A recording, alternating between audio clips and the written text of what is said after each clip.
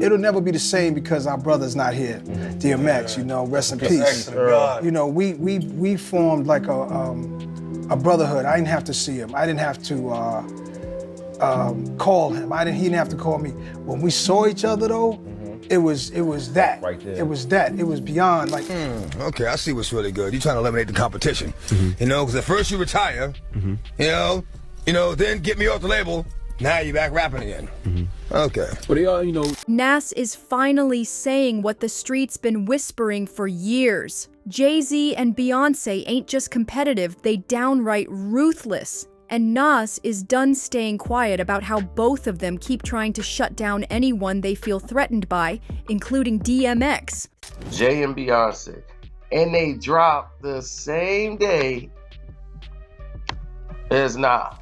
After Nas have some type of glitch problem where Tidal wouldn't release his album for at least 24 hours. See, people always knew DMX and Jay Z had tension, but behind closed doors it was way uglier. DMX himself exposed how Jay straight up sabotaged the release of his 6th album just cause he didn't want to compete with him. Jay knew X was still one of the only rappers out there who could outsell him, so he delayed the album to kill X's momentum. That's cold-blooded. Fast forward a few years, and Nas says Jay Z and Beyonce pulled the exact same shady move on him. We work around the same time, and then the time. They said Stillmatic came out December 18th. They said Jay released Unplugged. Then they said Street Disciple November 30th. Then Collision Course. Nas's greatest hits, American Gangster. Nasir, Everything Is Love. The Lost Tapes, Beyonce, Jay Z, Lion King. And that's where it got stupid with the Lion King soundtrack. The Lion King soundtrack is when it gets kind of stupid. When Nas dropped his long-awaited album, Nasir, produced by Kanye West, it was supposed to be his big comeback moment. But guess what? Just one day after Nasir dropped, Jay Z and Beyonce came out of nowhere with a surprise album of their own, Everything Is Love, with a whole pre-recorded music video shot in Paris. Ain't no way you drop an entire visual album by accident the day after your biggest rival drops his first major project in years. And Nas wasn't fooled for a second. It was a competitive thing, but it was big love. He was so competitive with me. I never met a human being more competitive with me, like ever, not even my big brother. This ain't no one-time thing either. Jay been moving like this forever. The craziest part is Nas wasn't even trying to beef no more.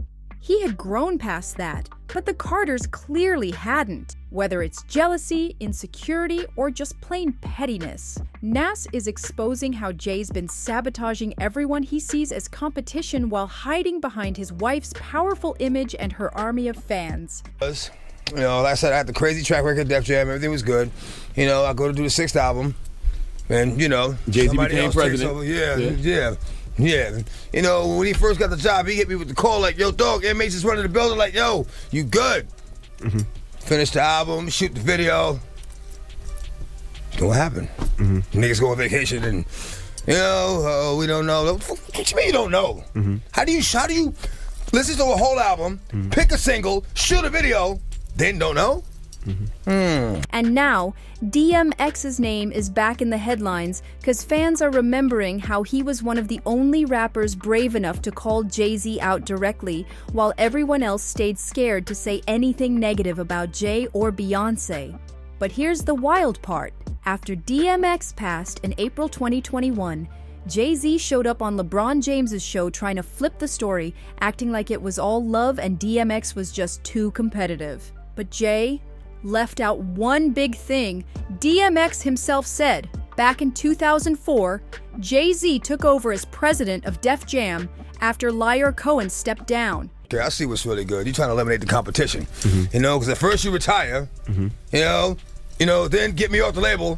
Now you're back rapping again. Okay, it's all good.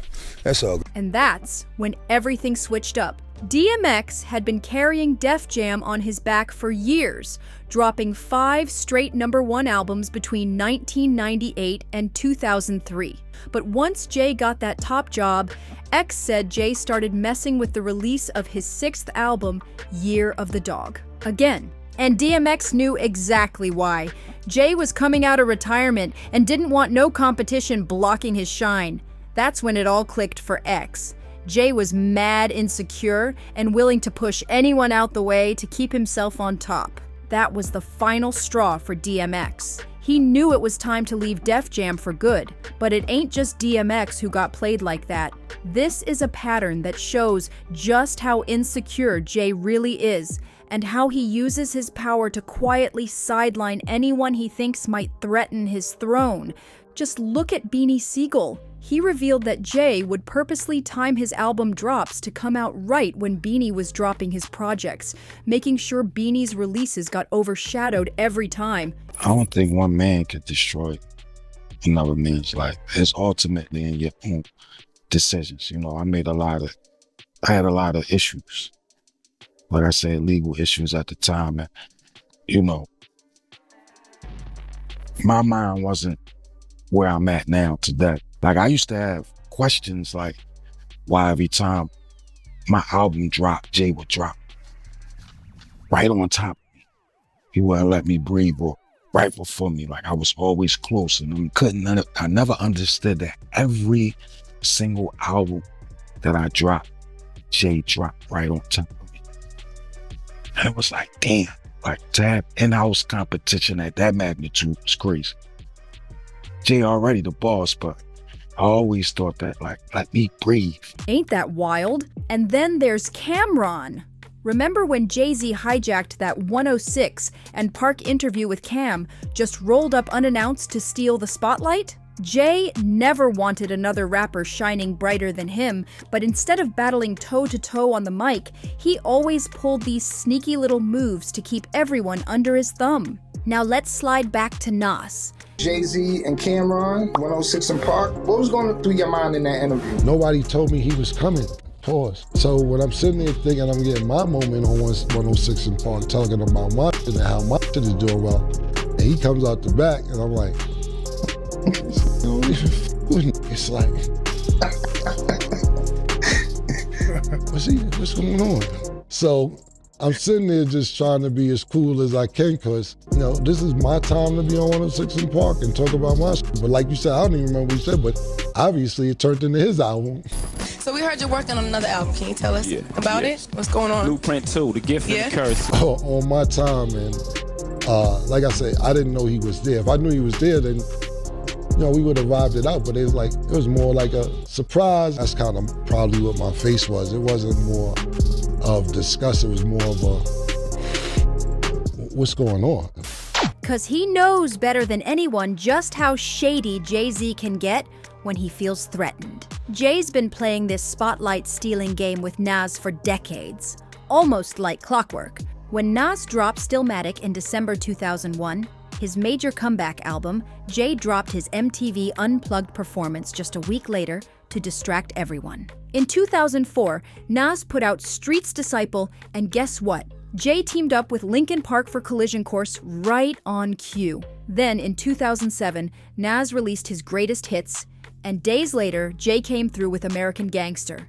But it didn't stop there. In 2018, Nas finally dropped his Kanye-produced album Nasir, and within 24 hours, Jay Z and Beyonce surprise released Everything Is Love with that slick, ape-ish video filmed at the Louvre in Paris. And even when Nas dropped the Lost Tapes 2, just days later, Beyonce and Jay's Lion King, The Gift Project, hit streaming platforms. Ain't no way all these are coincidences. Nas sees through it, and he's not the only one. But here's the real messy part. Nas exposed how Jay Z uses Beyonce's image to hide behind every time he pulls these grimy stunts, and Nas never bit his tongue like everyone else in the industry. Valentino giving me super style. That's not what I'm going to do. Yeah, I could have put up movies. I could have showed the R. Kelly video that everybody's talking about, made fun of it, and said, yeah, Jay's hanging out. When Jay and them was in there doing Best of Both Worlds, you can't tell me Jay didn't see a 14-year-old girl come in the studio and sit on R. Kelly's lap. No.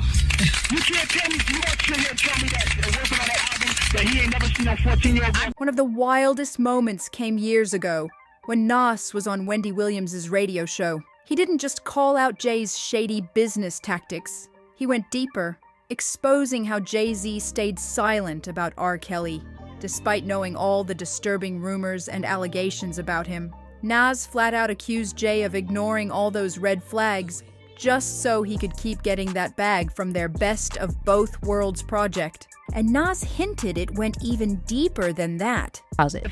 My belief is that anybody who's worked with him and been in his cipher has seen it go down. Brother needs help, and I pray for him. But if I sit there and did an album about women with him, I'm definitely maybe indulgent. He had to be indulgent for 14. He implied Jay's silence wasn't just about money. He hinted Jay might have his own skeletons locked up tight. Instead of ever addressing those accusations, Jay pulled another sneaky move. He buried the whole controversy about his friendship with R. Kelly by financing the surviving R. Kelly documentary, which ended up leading to Kelly's arrest. And after that, he rebranded himself as Family Man Jay, Beyoncé's husband, father of 3, and the face of black capitalism. But it ain't just Nas who called him out. 50 Cent recently dragged Jay too, saying he's been hiding behind Beyoncé's image for years. 50 even said Jay's marriage looks more like a business contract than a real relationship. Look, when Jay signed his contract,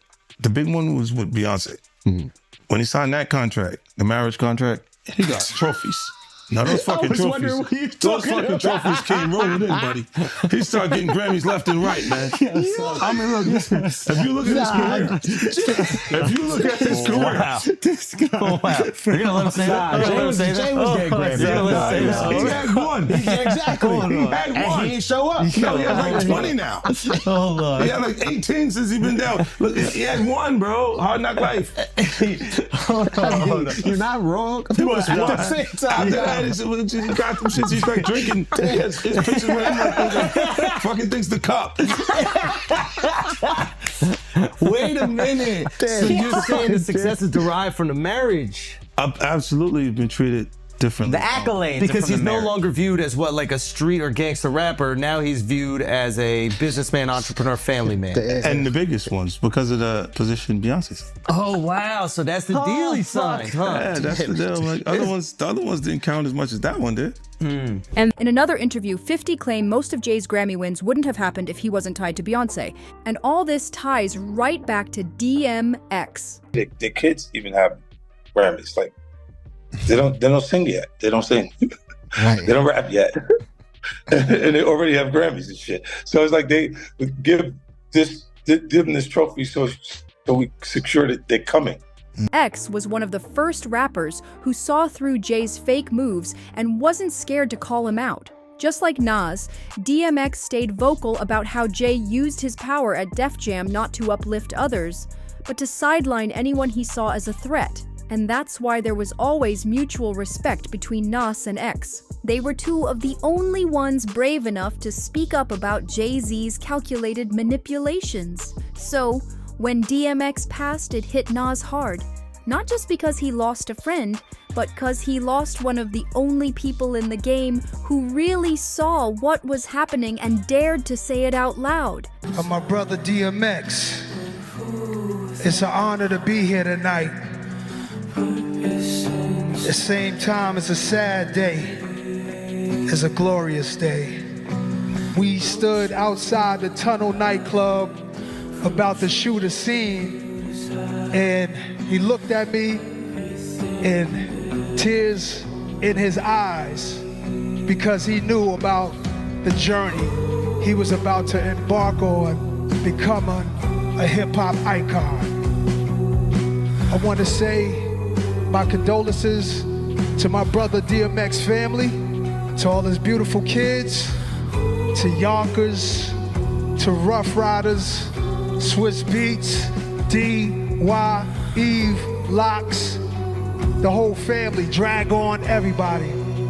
I said my piece, love. Nas and DMX were more than just friends and colleagues. They were truth tellers exposing all the behind-the-scenes games Jay tried so hard to keep hidden. From sabotaging albums to hiding behind Beyoncé's fame, Jay's shady moves run deep. But the real question is, how much of this do fans actually see or understand? Do you think Nas and DMX were right for calling him out? Or is this just how the music industry works? And how much of Jay's success do you think comes from Beyoncé's image backing him up? Drop your thoughts in the comments. Smash that like button, subscribe for more, and I'll see you on the next one.